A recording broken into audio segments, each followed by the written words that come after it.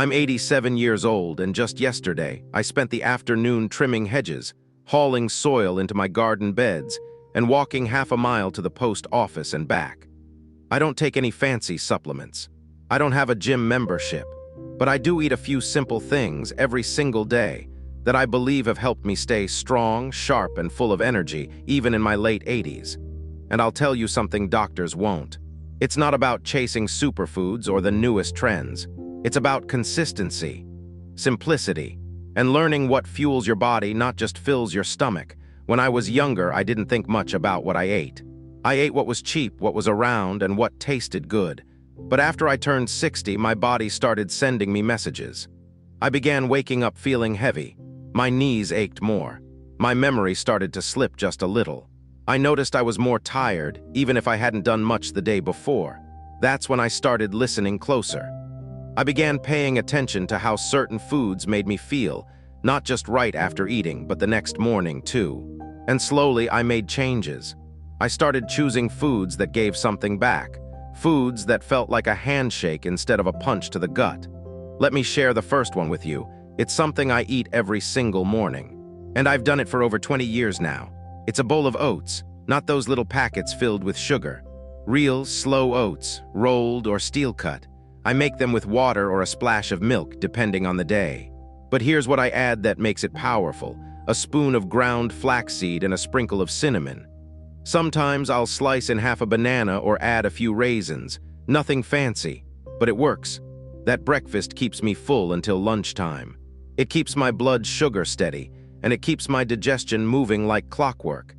I haven't had a problem with constipation in years, and I believe it's because I start my day with fiber, not fried food. When I tell younger folks that, they laugh and say, "Oats, that's it." But I've outlived plenty of folks who ate fancier things. And I've learned this: the body loves what it recognizes, and it recognizes real food. Now the second food that's never far from my plate: leafy greens, spinach, kale, dandelion leaves if I can find them. I steam them, toss them into soups, or eat them raw with a splash of olive oil and lemon. I try to get at least a handful or two every day. Even if I'm just making a sandwich, I'll sneak in some greens. Why? Because they make me feel awake. When I go too long without them, I feel sluggish. My legs feel heavier. My thoughts get cloudy. But when I keep greens in my diet, I move better, I think clearer. My skin even looks better. There's something alive in those leaves, and I want that life in me. I remember one winter when I ran out of greens for almost 2 weeks. The weather was rough and I didn't feel like going out. I figured I'd manage.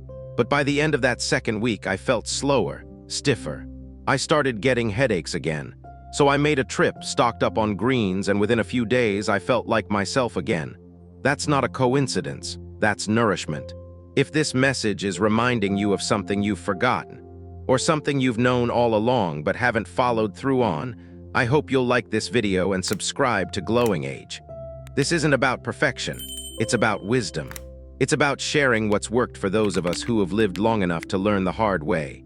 Now let me share my favorite snack. Walnuts, sometimes almonds.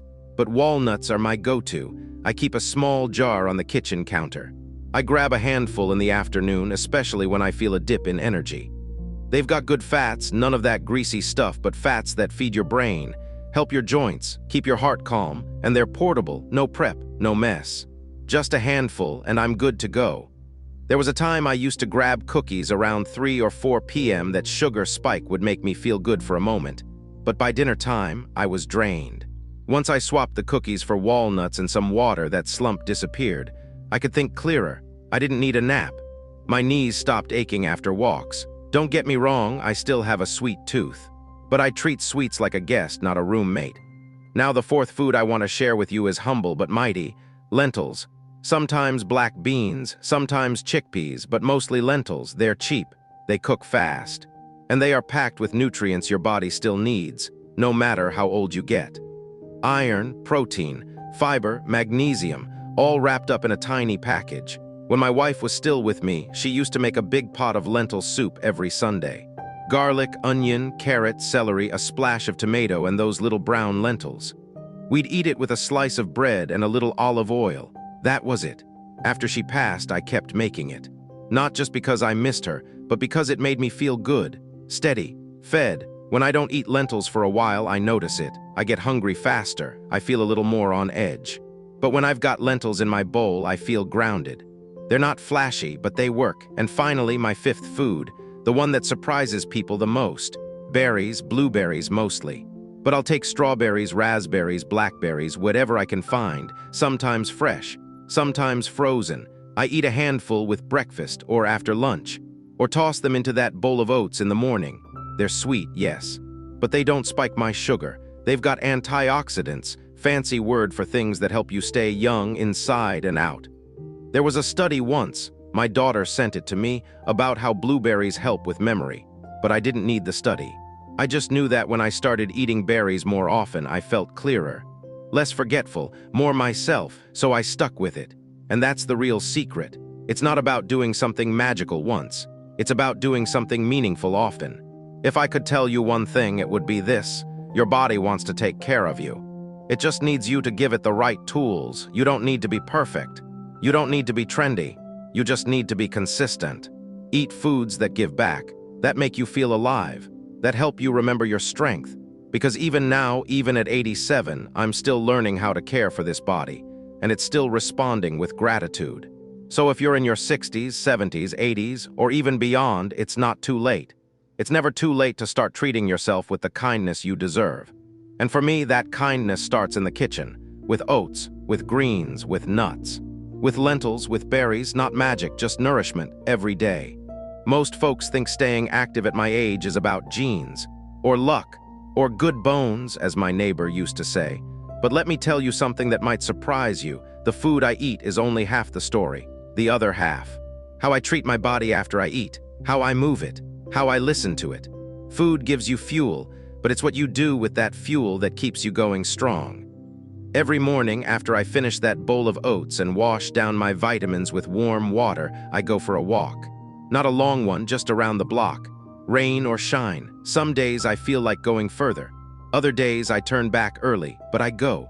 Because movement is like oil for the joints. It keeps everything flowing, and I don't walk fast. I walk steady, like I'm telling my bones, we've still got places to go. People often ask, how do you stay so limber? And I tell them I stretch. Before I go to bed, I do a few stretches, touch my toes, roll my shoulders, move my ankles in slow circles. It's not about turning into an athlete, it's about reminding your body that it's still alive. Food feeds the body, but movement wakes it up. And that's the part doctors don't always tell you. They'll give you pills, advice, maybe a pamphlet. But what they won't say is this: you have to want to keep moving, not just for your muscles, but for your spirit. There were days, especially after I lost my wife, when I didn't want to get out of bed. Grief made me heavy. Loneliness made me tired. But I'd still get up, still open the curtains, still put the kettle on, still walk down the driveway and wave to the mailman. Because every little movement was a small act of hope. And that's what I want you to hear today. Hope isn't something you wait for, it's something you practice. One bite of real food, one deep breath, one step outside. That's how we stay young, not in years, but in spirit. If you've made it this far in the video and these words mean something to you, take a moment and like this video. Subscribe to Glowing Age. We're building something here, not just a channel, but a space where people like us are heard, respected, and encouraged. Now I won't pretend I do everything perfectly. I still forget to drink enough water. I still enjoy a slice of cake when I shouldn't. But I don't beat myself up for it, because discipline without kindness is punishment. And I've lived too long to punish myself for being human, so I treat myself with the same care I would give to a child. I rest when I'm tired. I eat when I'm hungry. I move when I feel stiff. I speak kindly to the man I see in the mirror. Because I've learned, the way you talk to yourself matters. It's not just what you eat. It's what you believe about yourself while you're eating it. Do you believe you're worthy of care? Do you believe you deserve energy and strength and health? If you do, if you really do, your body listens. I think we spend too much time looking for answers in bottles and books, and not enough time asking our bodies how they feel. So before your next meal, ask yourself, am I feeding my body, or am I numbing something? The older I get, the more I realize food is more than nutrition. It's a relationship. When I sit down to eat now, I thank the food. I thank the hands that prepared it. I choose slower. I notice the flavors. That's something you can do starting today. You don't have to wait until you feel strong to eat well. Eat well because you want to feel strong. You don't have to wait until you feel motivated to move. Move because you want to feel alive. And you don't have to wait until you feel love to treat yourself with love. Do it now. Because I'll tell you what I've learned. Getting older is not the same as giving up. You may have a slower step. You may take longer to get out of bed. But every time you choose to nourish yourself with good food, kind thoughts, and gentle movement, you're saying yes to life. And life is saying yes right back. So don't wait, not for permission, not for perfect timing. Start with a bowl of oats. Start with a stretch. Start with a breath. Start with the belief that at 60, 70, 80, or beyond, you still have so much good life ahead. And I'll be right here with you, every bite, every step. Every new morning we wake up and choose to care for ourselves again. You know, I used to think staying healthy was just about what I put on my plate and how many steps I took. But there's something else, something even more powerful, that I didn't understand until I was older. Your thoughts are food, too. Not for your stomach, but for your spirit. And let me tell you, the way you think, about yourself, about aging, about what you believe is possible, can either lift you up or slowly wear you down.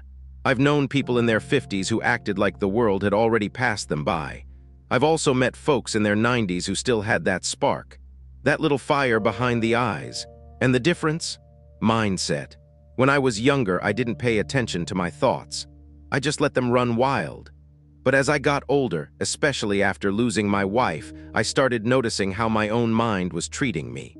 I'd sit in the same chair where we used to drink tea, and a little voice would say, "You're alone now. Life's slower. There's not much left."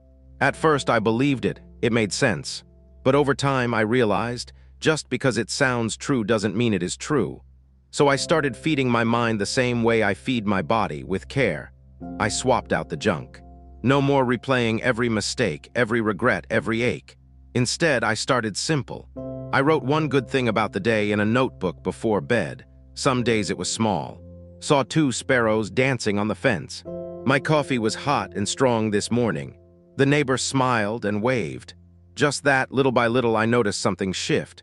My days didn't change much, but I did. I felt lighter, more peaceful, more open. Because when your mind believes there is still beauty in life, your body follows. Now you might be wondering what this has to do with food. It's this: the right thoughts make the right habits easier. When you believe you're worth caring for, you eat better. When you believe you still matter, you move more. When you believe today can be good, you look for reasons to smile. It's all connected. I remember talking to a friend, George, who's 91 now. He told me his morning routine. I sit on the edge of my bed and say out loud, "Thank you, I'm still here." Then I stretch my arms and remind myself I get to choose what kind of day I'll have. That's not just optimism. That's power, because every day we're given is still a gift. Even when it's quiet, even when the body creaks, even when the phone doesn't ring. And I know it's not always easy. Some days feel heavier, some memories hurt, some aches linger. But here's what I've learned. If you feed your body with real food and your mind with real kindness, you create a life that still feels good to live. And if you're still here with me, still listening, I want to thank you. Thank you for showing up for yourself. And if this message resonates with you, please like this video and subscribe to Glowing Age. Not because numbers matter, but because you matter. And this community grows stronger every time someone says, "I'm still trying." So today, try this. Write one good thing that happened. Say one kind word to yourself. Give your mind the same love you give your body. Because when your mind is well fed, everything else gets a little easier. And if no one has told you lately, I see your strength. I honor your journey, and I believe you've still got so much light to share. Let me tell you something I don't talk about much. There was a time a few years ago when I stopped talking to almost anyone. Not because I was angry, not because I didn't care, but because everyone seemed busy and I didn't want to feel like a bother. That's how loneliness sneaks in. Not as some big, dramatic moment, but as a quiet decision made day after day. I'll just keep to myself. I'll wait for someone to call. I won't mention that I'm feeling down. And slowly it gets heavier. I was still eating well, still walking, still doing my stretches, but something in me started to dull. That's when I realized food isn't just what we eat. It's also who we share our life with. I didn't need a crowd. I didn't need daily visitors. I just needed connection. A simple hello from the woman at the market. A short chat with the man who walks his dog past my house. A letter from an old friend, even if it was just a few lines. So I started reaching out again. I sent a birthday card to my nephew I hadn't spoken to in 2 years. I called a neighbor and asked if she wanted to come by for tea. I smiled more when I went on my walks. And things changed, not overnight, but slowly. I didn't feel so invisible, and that's something no diet or supplement can give you. We are meant to be seen, heard, felt, even in small ways. That's why I say food feeds the body. Kindness feeds the heart. You can live alone and still feel loved. You can eat by yourself and still feel connected. But you have to let yourself be known, even a little. That doesn't mean spilling your heart to every stranger. It just means showing up, being real, being warm. It means making the call even if you're nervous. Sending the note even if you haven't in years. Smiling first. Because sometimes people pull away not because they don't care, but because they don't know how to reach you. You can be the one who opens the door. And when you do, you might be surprised by who walks through. If this part of the video is touching something tender in you, please like this video and subscribe to Glowing Age. Because part of our health isn't just eating right or staying active. It's belonging. And I want you to feel like you belong here, so reach out today, even if it's just a wave, a message, a thank you. Because connection doesn't require a big moment. It just requires a little courage. And I know you've got that. You've lived through harder things than silence. You've endured loss, change, disappointment, and here you are, still breathing. Still choosing, still finding ways to care for yourself, so don't wait to reconnect. The world hasn't forgotten you. Sometimes it's just waiting for your voice. Let it be heard. Every good life, especially in our later years, needs a rhythm. Not a rigid schedule, not a full calendar, just a rhythm, something steady. Something that grounds you, something that reminds you I'm still living on purpose. For me, that rhythm starts the night before. Before bed, I do 3 simple things. I stretch my back and legs. I set the kettle ready for the morning. And I write down one thing I'm looking forward to. It could be as small as sitting on the porch with my tea, or trimming the roses, or calling my daughter. It doesn't have to be big, it just has to be real. Because when you go to bed with purpose, you tend to wake up with it too. That's a habit I built after turning 80. Yes, 80. And let me tell you something that might surprise you. You are never too old to build a new rhythm. In fact, this chapter of life may be the perfect time to create one. When I was younger, my days were noisy. Work, children, chores, 1,000 little fires to put out. I didn't have time to think about rhythm. But now I choose how to start my day, and that's a gift, so I start slow. A glass of warm water with lemon.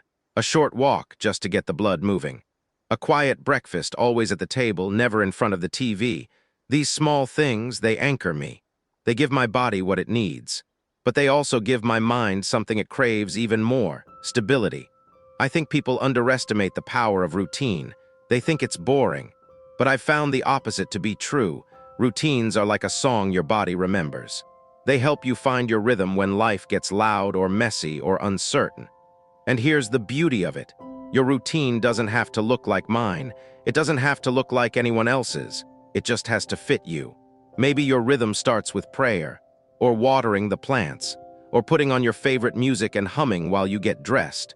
Whatever makes you feel like you're not just passing the time, but participating in it.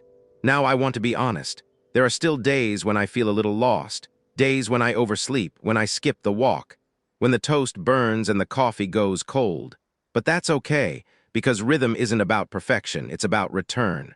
Coming back again and again to the things that make you feel grounded. So if you've been feeling scattered or aimless or like one day blends into the next, try building a rhythm. Start with one thing, one stretch, one walk, one healthy breakfast. And if you're still here with me, still watching, I hope you'll like this video and subscribe to Glowing Age. Because this isn't just about what we eat or how we move. It's about the small daily choices that shape our peace. You don't need a full agenda. You don't need to be busy. You just need something to look forward to. So tonight, before bed, ask yourself, what am I glad I did today? And tomorrow, ask, what will I do that's just for me? That's how rhythm starts, one note at a time. And before you know it, you're not just living longer, you're living better, with presence, with purpose, with peace. That's what I wish for you. And if you've already started doing this in your life, share it in the comments. Because when we share our rhythms, we help each other remember. It's not the big things that keep us going, it's the little ones done with love. At this point in life, you begin to understand something younger folks don't always see. It's not about how much you do, it's about how you do it. And how you care for yourself, day in and day out, becomes your legacy. Not the trophies on the shelf, not the money in the bank, not the titles or awards, but how you lived in the quiet moments. How you treated your body when no one was watching, how you talked to yourself when you were alone. How you chose to nourish your life one small act at a time. That's what this whole journey has been about. Because I'm 87 now and I know I've got fewer years ahead than behind. But I don't feel done. I don't feel empty. I feel grateful. And I want that for you. You don't have to chase youth. You don't have to fear aging. You don't have to prove anything to anyone. All you have to do is show up for yourself. With real food, with daily rhythm, with quiet joy, with a kind voice in your head instead of a harsh one, with a body you thank instead of criticize. That's what keeps you active. That's what keeps you young. Not berries or lentils or flaxseed alone, but the way you live while you eat those things. You see, every healthy choice is a message to yourself. It says, I still matter. It says, I'm still here. It says, this day is still worth living. And I believe that with my whole heart.